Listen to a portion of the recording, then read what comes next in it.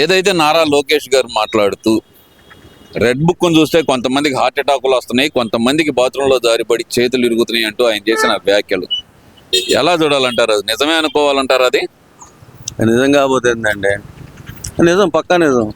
ఈయనకేం heart attack వచ్చిందని చెప్పి హైదరాబాద్ కూడా ఎయిమ్సేనా ఏఎంజీ హాస్పిటల్లో జాయిన్ అయ్యాడు. అది వాస్తవమే కదా.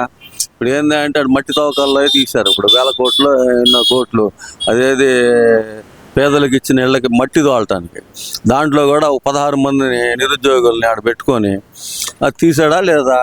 వాళ్ళకి ఇన్కమ్ ట్యాక్స్ వచ్చి పడింది, లేకపోతే ఇది బయటకు వచ్చేది కాదు.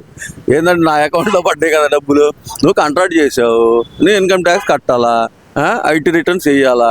ఆడేమంటున్నాడు, కూటుకెళ్ళేదిరా స్వామి, ఇంకా నేను ఇన్కమ్ ట్యాక్స్ ఆడగట్టేదని చెప్పి వాళ్ళు పోలీస్ స్టేషన్కి వచ్చే పరిస్థితి ఏర్పడింది. అర్థమైందా? నేను ఎందుకు నా నెత్తిని బురద పూసుకుంటాను? అయ్యా నాకు ఇట్లా చేశారు ఏమన్నాడు, పొద్దున పడ్డే సాయంత్రానికల్లా తీసుకెళ్ళి ఆయన కప్ప ఆయన కట్టామని చెప్పేసి వీళ్ళు స్టేట్మెంట్ ఇచ్చేశారు ఆల్రెడీ.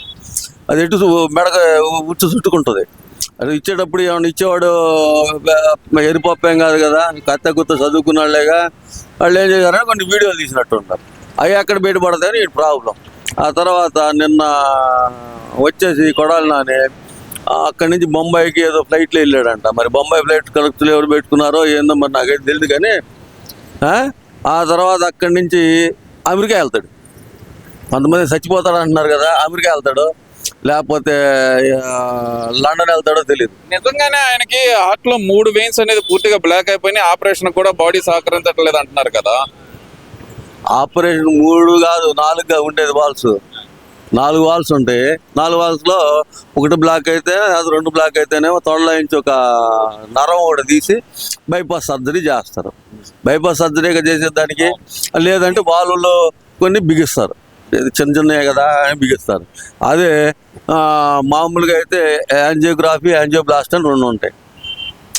యాంజియోగ్రఫీ యాంజియోబ్లాస్ట్ అంటే కుడి భుజంలో నుంచి ఎడమ భుజంలో నుంచి ఆ దమంలోకి ఎక్కడైతే బ్లాక్ అయ్యిందో దాన్ని క్లియర్ చేయడానికి ఒక చిన్న ట్యూబ్ ద్వారా అదిగా ఒక జాలీ టైపు లోపలికి పంపిస్తారు. లోపలికి పంపించిన తర్వాత అక్కడున్న దాన్ని అతుక్కుపోయిన నరాన్ని కొంచెం బ్లాక్ని క్లియర్ చేస్తారు. నాకు దానికి కూడా సహకరించట్లేదంట బాడీ. అసలుకి బాడీ సహకరించలేదంటే ఎగ్గొట్టేదానికి ఎన్నో వ్యాపారాలు ఉంటాయిలే. కానీ ఇప్పుడు ఇండియాలో కంటే పెద్ద హార్ట్ సర్జన్లు పెద్దగా నాకేం కనపట్ల. అమెరికాలో కావచ్చు లేకపోతే లండన్లో కావచ్చు ఏడాది ట్రీట్మెంట్ ఏంటంటే ఇది ఒక వంక. జైలుకి పోవటానికి ఇప్పుడు ఇంకోళ్ళు ఏదో చెప్తున్నారు చచ్చిపోతాడు లేకపోతే ఇది అది, అవన్నీ డ్రామాలు నాటకాలు అన్న సంగతి తెలుసుకోవాలా. బాత్రూంలో ఇంతమంది వర్కర్లు పనిచేసే బాత్రూంలో జారిపోవటానికి ఆడ సబ్బు వేసుకున్నావా, చెయ్యి ఇరిగిపోయిందంట. ఆ ఇరిగిందో ఇరగలేదో ఎక్స్రే తీస్తే కానీ తెలియదు. దానికేంటి ఇక్కడ అరెస్ట్ అవుతుందేమో, కొడుకు అరెస్ట్ అవుతాడేమో అన్న ఉద్దేశంతో తండ్రిని చూడటానికి వెళ్ళాలని చెప్పేసి ముందుగా ప్లాన్ ఇది ఒకటి.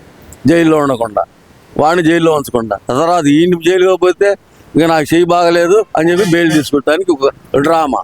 ఇన్ని డ్రామాలు నాటకాలు ఎందుకబ్బా? నువ్వు అవినీతి చేయలేదు, నేను శుద్ధపోసని అనుకునే వాడికి అవసరం ఇట్టండి.